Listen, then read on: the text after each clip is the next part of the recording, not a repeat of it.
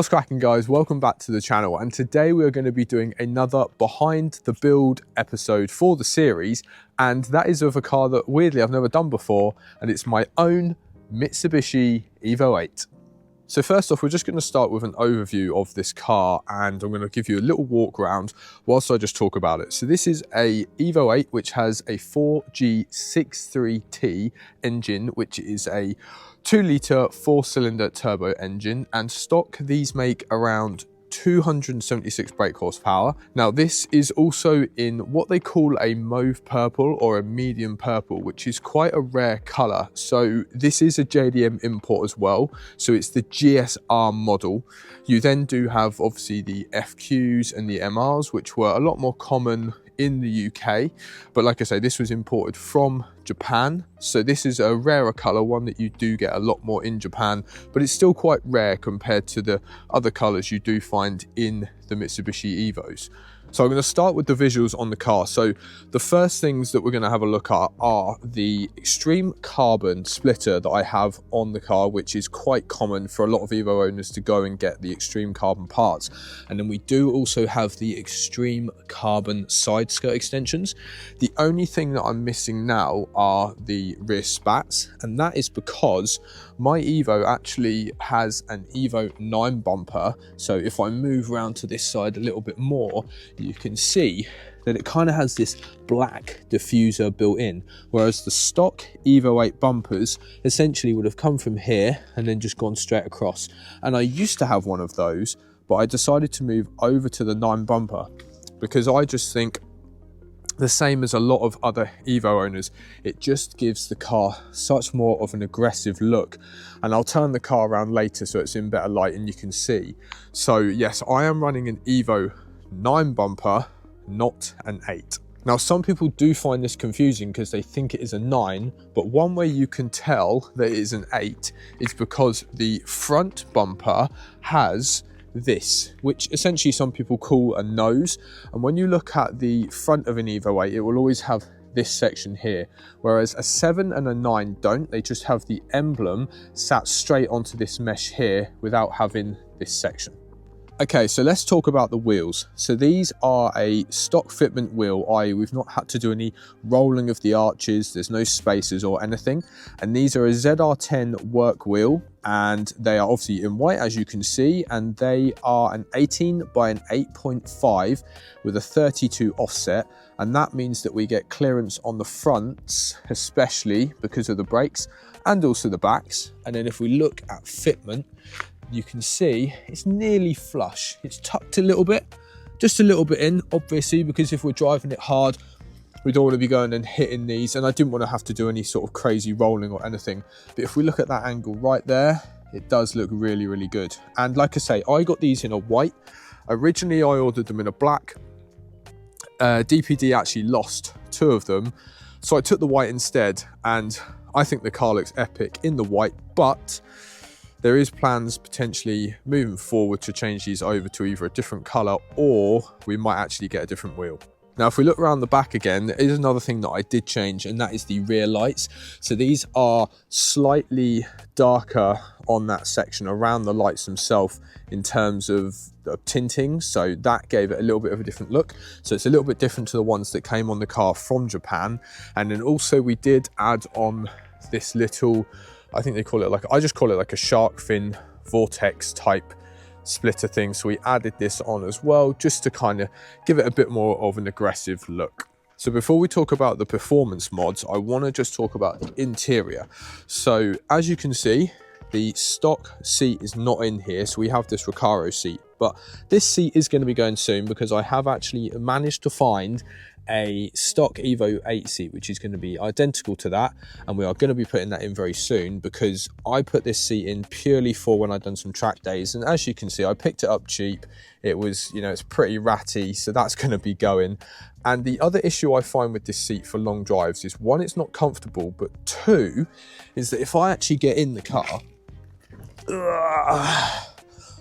I actually sit quite low.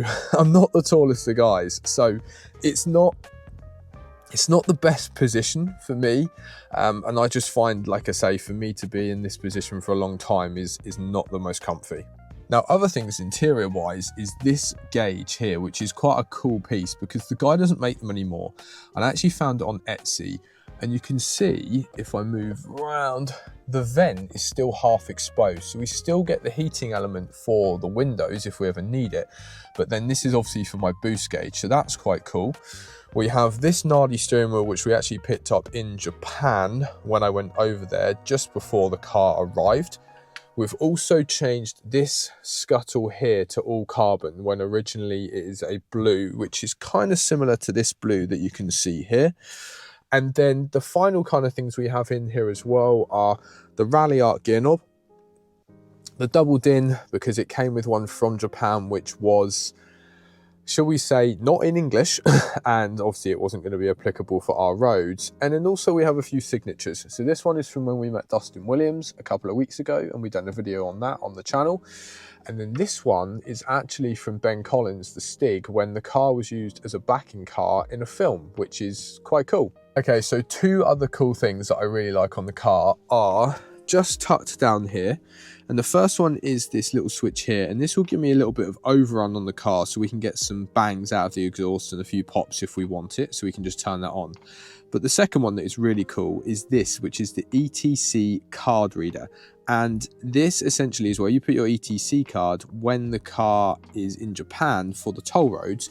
But I left it in because if we start the car up or just turn it over onto the ignition and we just wait a second,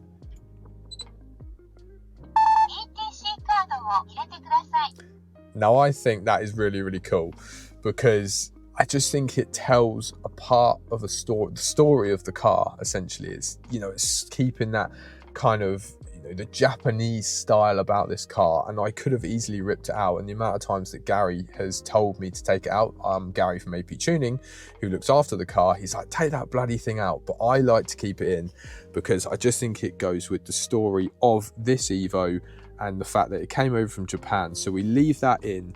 And I'm not going to lie, whenever I start the car up and people hear that, everyone wants one because they just think it's so cool. Okay, so let's talk about the bit that probably most people are going to want to hear about, and that is the performance. So before we get started, I just want to say, please ignore my crusty terminal here. We have got a new one that is going to go on the car, and we are going to be getting a new battery as well. So let's ignore that and move on to the performance of my Evo 8. Now, from the factory, a GSR model, which is what this Evo is, will come with 276 brake horsepower. But we've done a few little mods, and mine is now running 395 brake horsepower and 370 foot-pounds of torque. So looking at the engine bay, yes, we have a few kind of wild colours in here. We've got the yellow to go with the calipers and a few other bits and bobs. But if we're looking at performance, one of the first things you can see is the intake here. And we are running a Ross Sport intake, but this is not running with a MAF because the car has an aftermarket ECU, which we got from Gary at AP Tuning, and that is an SCS Delta 700 ECU. So SCS Delta are a company in Norfolk who Gary from AP Tuning has worked with to basically create an ECU specifically for Evos, and that is because they are the cars that pretty much Gary works on all the time because he's an absolute legend in the Evo game at building insane cars, and he used to race them with Time Attack as well.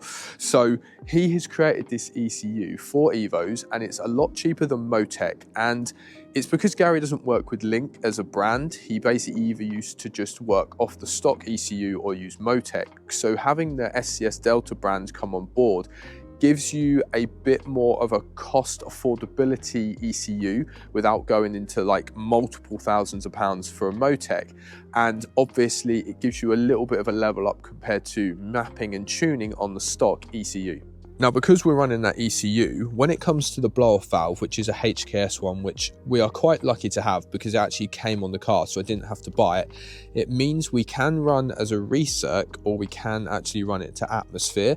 We are running to atmosphere because I really, really like the noise. That's just me, but I know some people prefer recirc. So that is kind of the intake and the blow-off valve. And then we do still have the stock turbo on there as well, if you are wondering.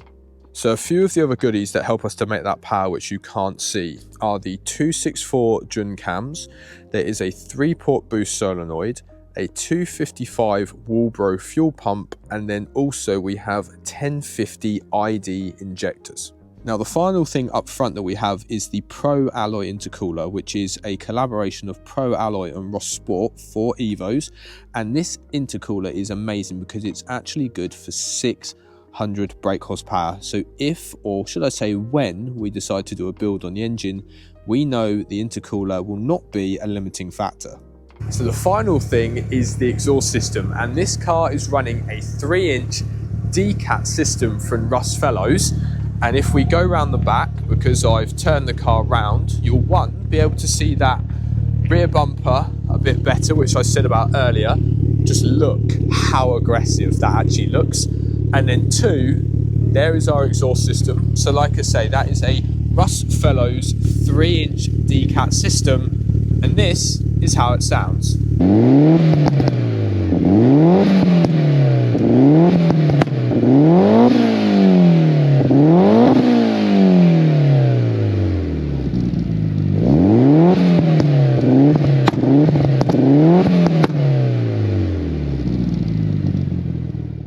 Now, the final thing that I didn't mention as well is that the car is also running Tine or Tane, however you say it, coilovers, and they are what is able to give me the stance that I have on the car and the setup. And again, I was quite lucky because they came on the car from Japan. So there we go, guys. There is the behind the build series for this car, my Mitsubishi Evo 8. And I want to just finish this by saying, if you've been following me for a while, or if you've seen the previous few videos, you'll know I've been talking about potentially getting rid of this car. And I'm going to tell you right now, we aren't getting rid of the Evo. I just can't do it because this is the car that started this channel and started this journey for me. So the Evo isn't going anywhere, and we have actually purchased a new budget build for the channel, and that is actually already sat on the driveway. So I'm absolutely buzzing to show you that car very, very soon. And don't forget as well, guys, if you could hit that subscribe button, I would really, really appreciate it. The goal is to get to 2K subs by the end of the year, which could be a bit of a big ask, but I would really, really appreciate it if you'd support the channel. So hit that subscribe button. We're going to leave you with one more look of the Evo, which, like I say, is not going anywhere. And we'll see you in the next one very, very soon. Peace out.